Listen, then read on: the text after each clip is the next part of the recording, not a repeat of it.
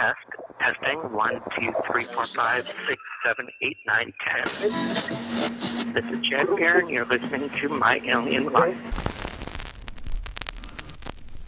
I'll change my style. Oh, baby, like a child. Is the beating of my heartbeat too slow for you? Just tell me and I'll change it too. I'll change the way that I walk. I'll even change the way that I talk. If there's something about my kissing that don't please you, just tell me and I'll change it too. In the studio, I have one of the artists of the band, half Japanese, and they may be one of the most influential bands of all time. That and more coming right up on My Alien Life. My Alien Life is recorded live from atop the Northern Rocky Mountains and is available on Spotify, Stitcher, iTunes, and everywhere fine podcasts are found. My website is at www.myalienlifepodcast.com. There you will find my email address, all previously recorded shows, and more. I am Cameron Brower. This is My Alien Life, and the podcast starts right now. My Alien Life Podcast.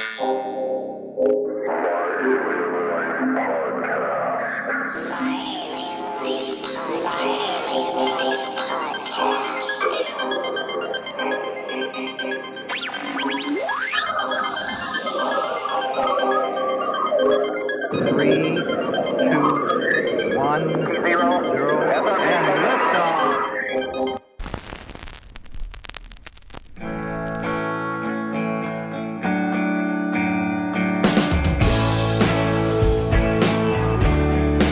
Let me tell you what to do.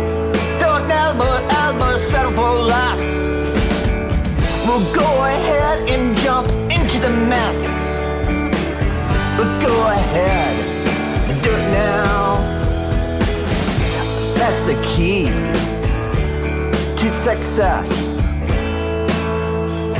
Don't be afraid of success. Choose happiness for your fate. It's never too late. You're on the right road. You're on the right path. Do it now. Well, Jad Fair tells you that you're great. And Jad Fair ain't no liar. You are first rate. Perfect, said the cat. And I will agree to that. Perfect. Around 1975, Jad Fair and his brother David started Half Japanese, the band, in Uniontown, Maryland, and since then they have recorded, now correct me if I'm wrong because these numbers may not be right, they've recorded 18 studio albums, 3 live albums, 3 compilations, 7 EPs, and 6 singles. All of them include amazing original artwork, and the band has been associated with the Velvet Underground and Mo Tucker, who is their former drummer, also the Tinklers, Daniel Johnston, Sonic Youth, and Nirvana.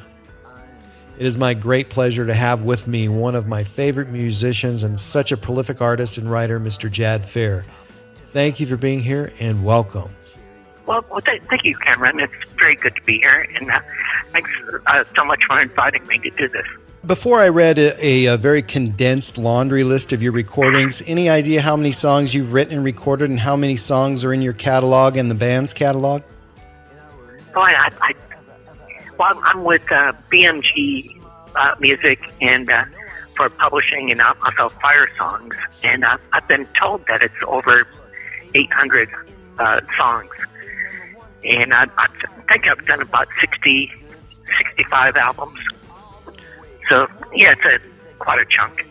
Which is incredible, and if people don't understand that, I mean, they all they have to do is go online and look, because even yesterday, and I have some of your CDs, and I've had them, from the beginning, but when they first started when you started producing CDs. But I think that it's important to know that I mean, you've put so much out there, and a lot of that is available. Any idea how much is available?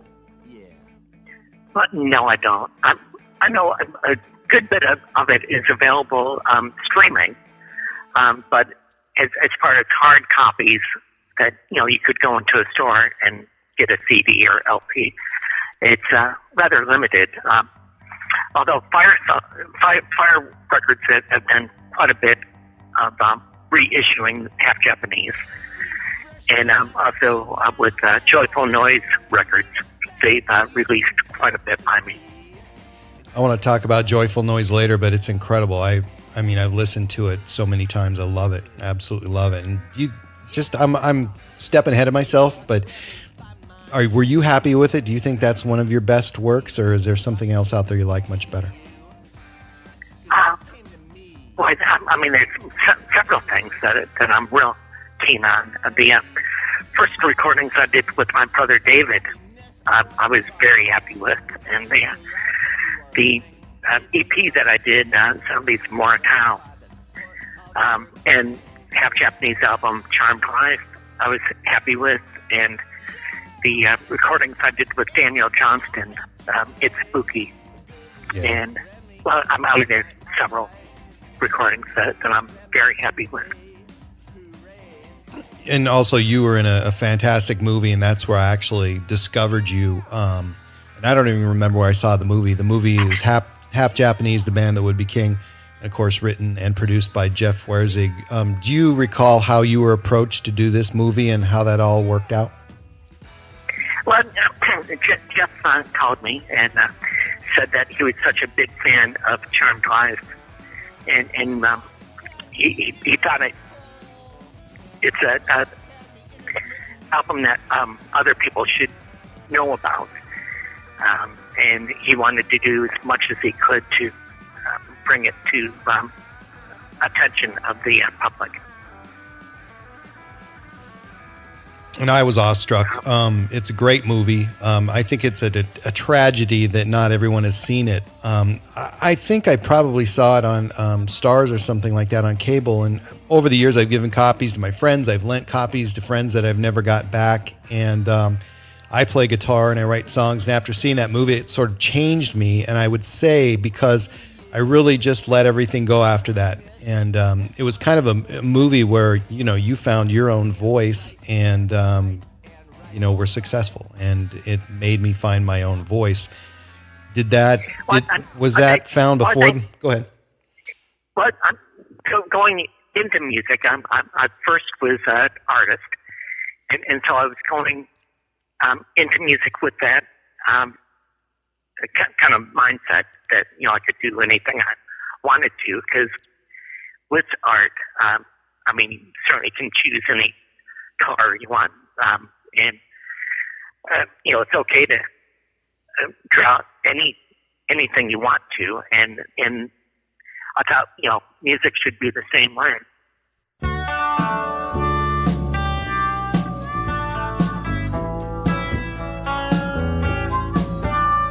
Put on your red dress and we'll walk in the night. Put on your red dress. Put on your red dress. Oh, what a lovely, lovely night. Put on your red dress. Oh, Juanita, my sweet Juanita.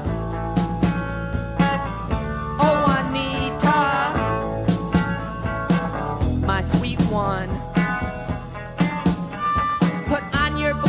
And we'll walk by the river.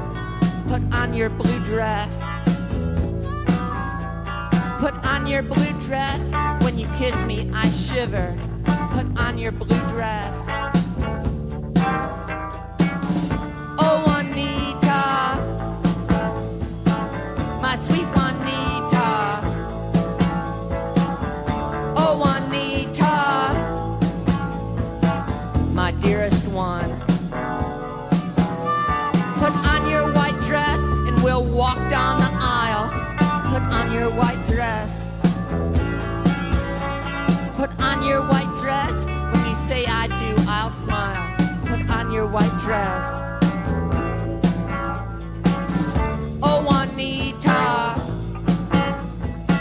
my sweet Juanita. Oh, Juanita, my only one.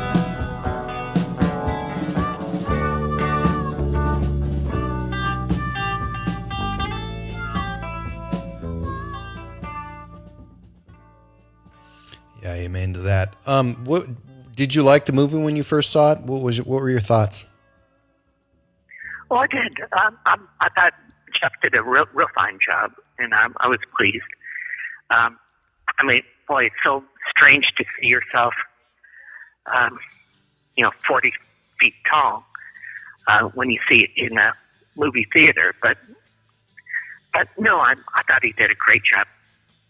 Yeah, it's fantastic. So anybody who's listening and want to just see a fantastic movie, it's called Half Japanese, the band that would be king. And it's available on Amazon right now, and it's available several other places. So it's an amazing movie, and it's a must see.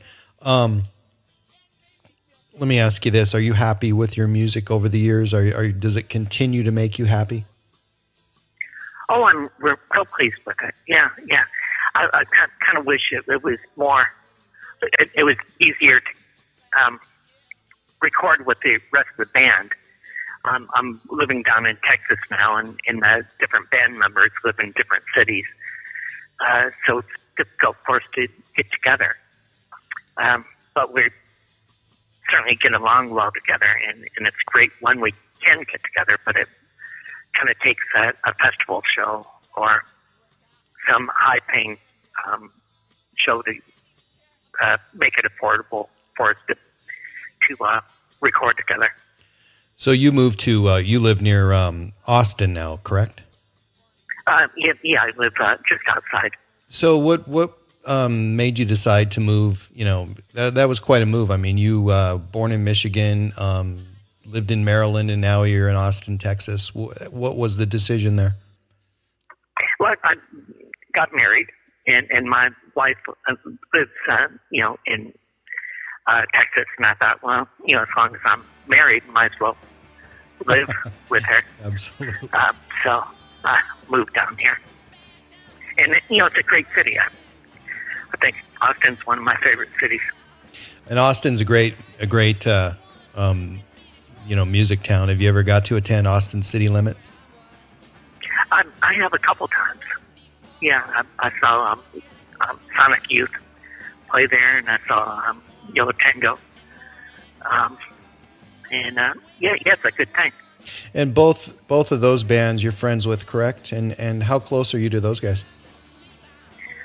Well, I used to live up in the New York area, and I would see them a lot when I lived up there. I would spend a lot of time with them, and I'm still very close with them, but I don't see them as often as I used to. So in the past few years, I've read a lot of reviews about you and your music, and some of them have been very eloquent, some of them very complicated, and some of them, the reviews can get quite ridiculous. Is it ironic that people would complicate reviews with something that you've been trying to keep so simple?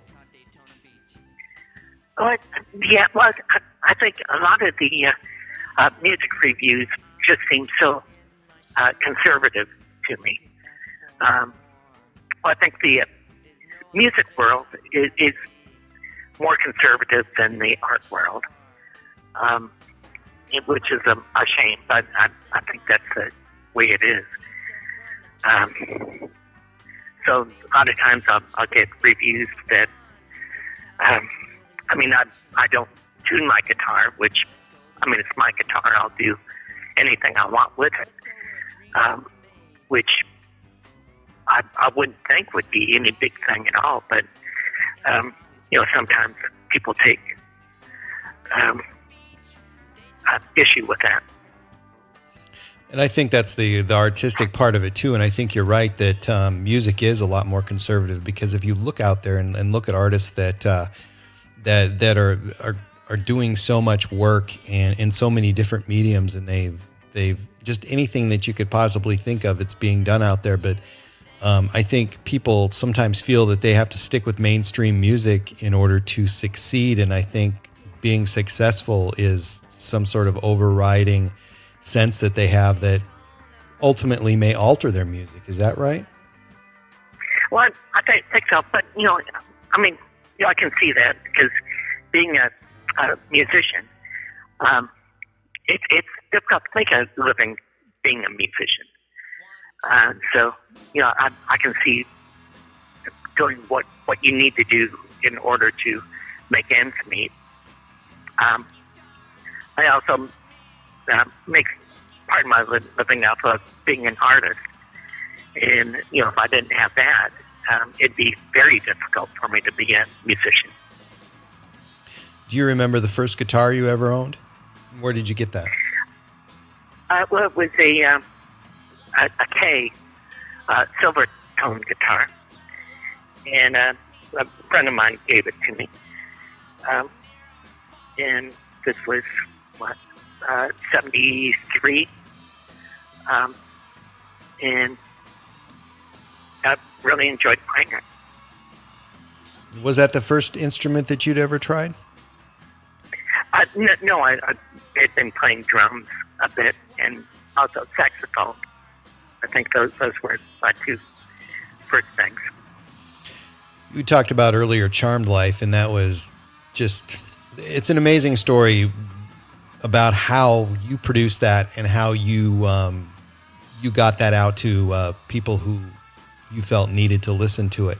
Can you explain how you did that and the copies and the different media sources that you used back there in order to distribute your first was that a 45?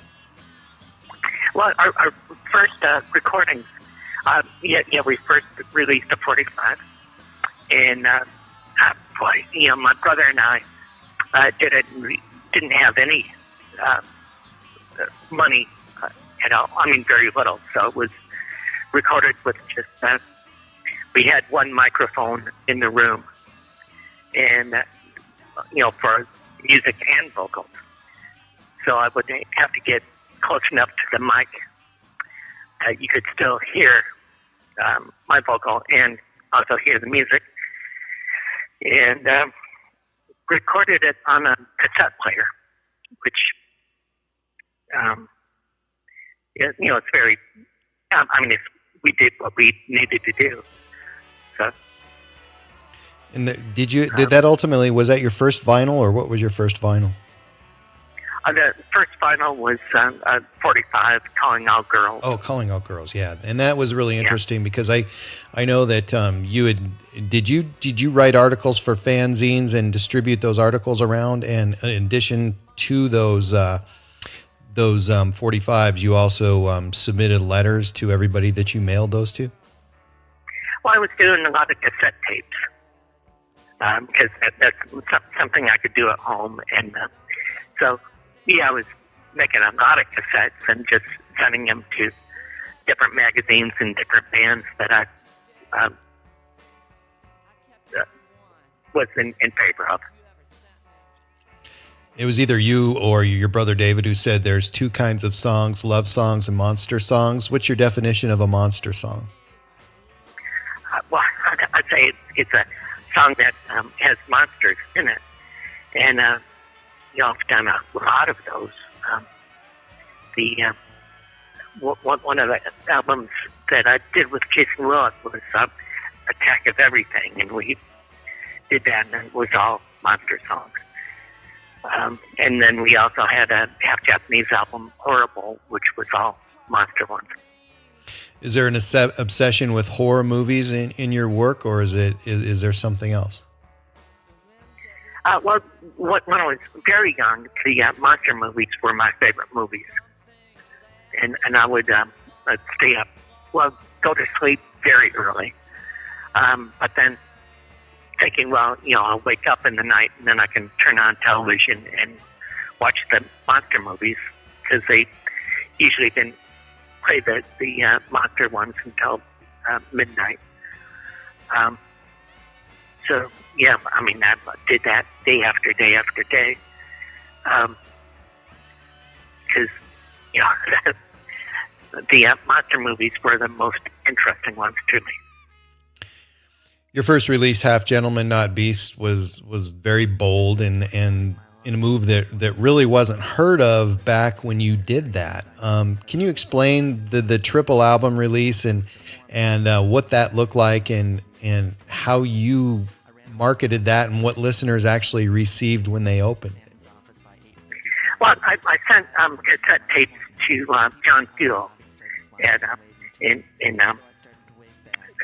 to his radio show in London, and he started playing the cassette tapes, and that kind of led to the record company Armageddon contacting me, and they said they wanted to release half Japanese music, and they had heard the cassette tapes that I did and said they wanted to release everything, which turned out to be a 3 LP set, which, well, nobody was doing that back then. And then what exactly did you get in it? It was a box set, essentially, and what was in there?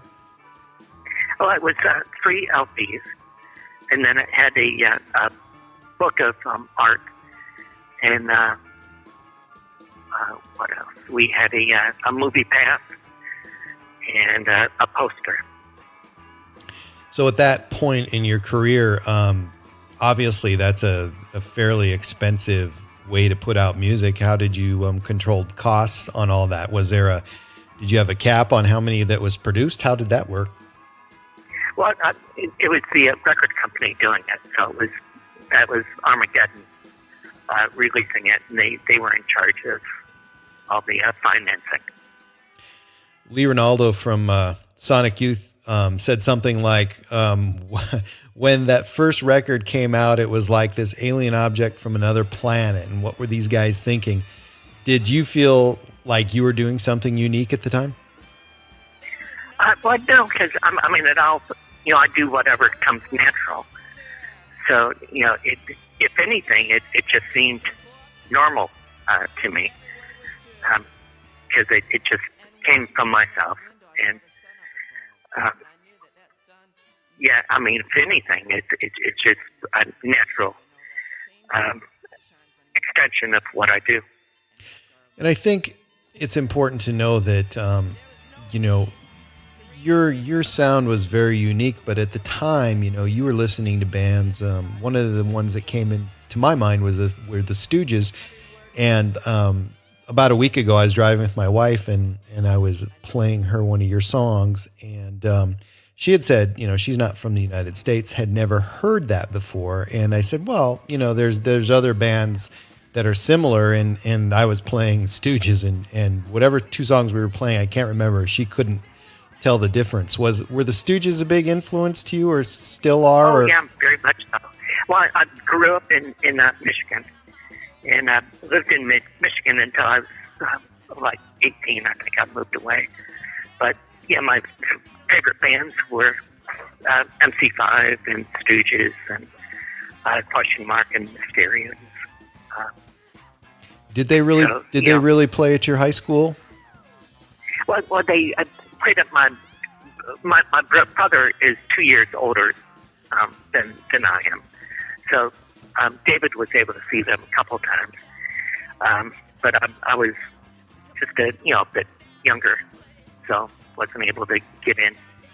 Yeah, that would. I know even on the east on the West Coast, different bands back in the day, the Beach Boys. I mean, they weren't beyond playing it at high school proms and things like that, and that was quite common back then. Were all those local bands that actually really made it back in your hometown? Were they available locally for a long time, even after they became, had hit music? Well, I was living in a very small town, Coldwater, Michigan, which is just tiny. So, I mean, the bigger name bands, like Stooges and MC5. We would have to go to Detroit or Ann Arbor to see bands like that. I love the fact that, your band and yourself had the courage kind of to move forward with blinders on, but I don't think there's a better way to focus on your own music. But were there blinders on? Were you receiving influences from other bands, or did you have a vision and just go for it? Well, I'm sure that other bands had an influence, but I couldn't really point to it because it's more just like I did whatever seemed natural, and that's still what I do now. It's just whatever comes to me. How much writing do you do now? How much music writing do you do now? Well, I've been kind of focusing on my artwork, so I still write songs and still do music, but it's more the art now. I had an interview last week, and you can see or hear this online, but it was with Vermin Supreme, who is a really neat guy, and he's running for president and has been for several times now. But doing some research on him, I knew that he had promoted some shows in Baltimore back in the day, and I wanted to know, and I had asked him what were some of the biggest bands that he had promoted, and he said he couldn't remember many, but there were these two brothers, Jad and David Fair, and I was just so shocked, and I blurted out half Japanese, and he said, yeah, and I was bowled over. Do you remember playing in Baltimore 35 or 40 years ago? Oh, yeah. Well, I lived in Maryland for many years, for about 20 years I was living in Maryland, and most of our shows were either in Baltimore or D.C. And I didn't know that. I know that, Uniontown, I don't know how far Uniontown is from Baltimore, but Baltimore is, now it's quite a city. And I just kind of wondered what that was like playing in the different places you played back then. What were they like? Well, we played in a couple churches. We played in a few bars and different art gallery kind of things. So it was a real mix of different things. When you guys were first getting started and first got popular, did you stick to the East Coast? What were the 30 years like that on the road, and how far did you get from your hometown? But I did a couple tours through Canada, and about 3 or 4 tours through the U.S. But I'd say most of the shows were in the Northeast. Do you like traveling and performing? Yeah, well, I've been, the last few tours we've had have been over Europe, which is enjoyable to me, especially when we can travel by train. It makes it so much easier. Yeah. Does it ever seem like work? I know it is work. It's a lot of work. Oh, it can be, because being on stage to me is not the work, but it's sometimes you have 8-hour drives, and late nights and early mornings, and that you can do that for several days, but after weeks of it, you need more than 4 hours sleep a night if it's over an extended period of time. So over the years, I know you've done a lot of festivals, and you have a lot of friends out there in the music business and different bands that you appear with. Who are some of the big bands that you had traveled with over the years and opened for, or they opened for you? Well, we did several shows opening for Nirvana, and several shows with opening for Lou Reed in Neutral Milk Hotel, and who else? We did a tour with Yola Tango. So, yeah, a lot of bands that I really look up to. I think Nirvana and Lou Reed, they have some of the same fans, but then again, they have fans that are quite different. What's the atmosphere out there when you're opening for somebody like Lou Reed, and what's it like when you're opening for a band like Nirvana? It can be difficult because, those bands certainly get a long sound check. And quite often with the very first opening band, it'll be a line check. Which, if you're playing to a lot of people, just go on stage and do a quick check of amps. Just puts you at a disadvantage, I think. What was the first big show, big audience that you played for? I think probably the shows with Lou Reed, we were playing to about 3,000 pretty much every night. Now, Lou Reed could go out and he could play for 3,000, but then he could go over to Hyde Park and play 30,000. Oh, yeah. What's his presence like, and what's his mindset going into a concert, and how does his preparation differ from yours? Well, he pretty much kept to himself, so I couldn't really comment on his mindset. He didn't really, but he just kept to himself. You're an artist, and of course you perform, but you also produce cover art for your albums, and you do portraits and so much more. Is there one type of art that you prefer more than others, and are you looking for different mediums? Well, I've been doing a lot of paper cuttings, and that's kind of been my focus for the last 20 years or so. It's just cut paper, and that's something I really enjoy doing. And you have a website where that's available, right? Well, I have actually about 20 different websites now. I've got 2 or 3 that are my main websites. There's jadfair.net and Jad Fair Fun Store would be the 2 main ones. So I had talked about Overjoyed earlier, and I think it's fantastic. It's a beautiful vinyl.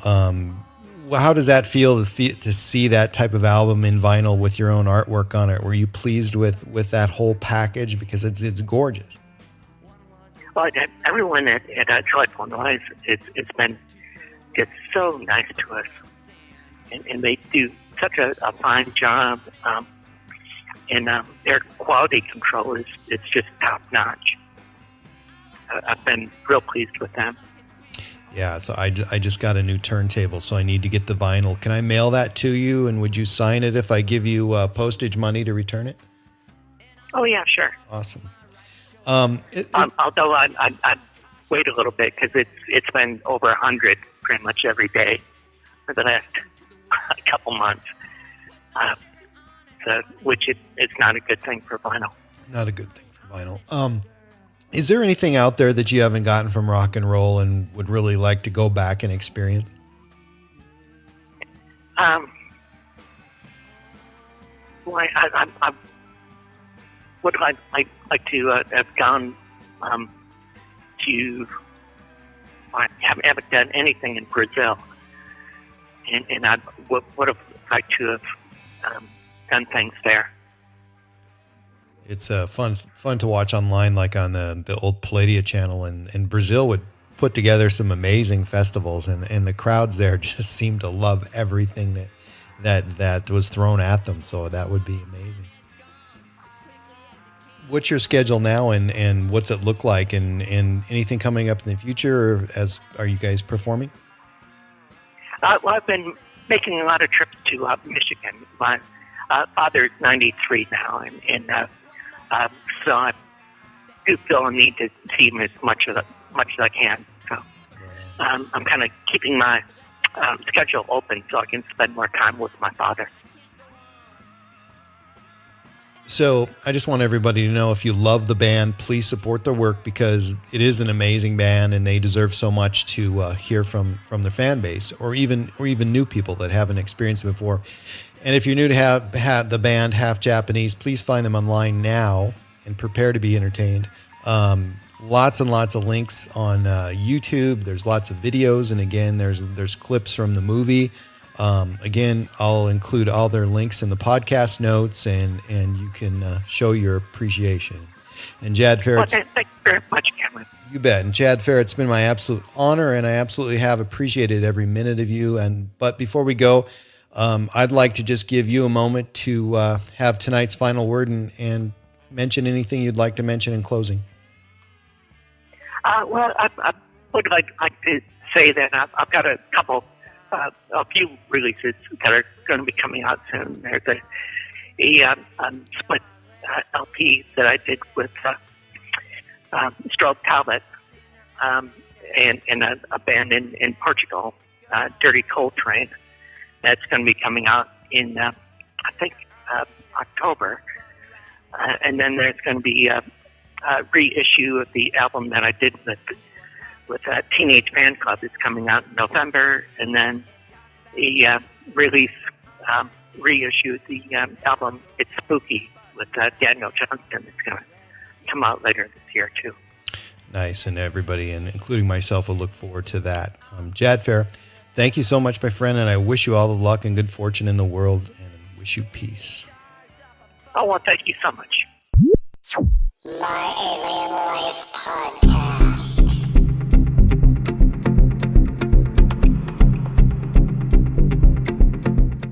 You can find my website at www.myalienlifepodcast.com, and please subscribe to my latest downloads at iTunes, Spotify, Stitcher, and at podbean.com, and please follow me and like me on Facebook and Twitter. My Alien Life is written and produced for broadcast at Studio 254 in the Northern Rocky Mountains. The music you are hearing is produced and created by Elion. You can find all Elion's work online at Heart Dance Records.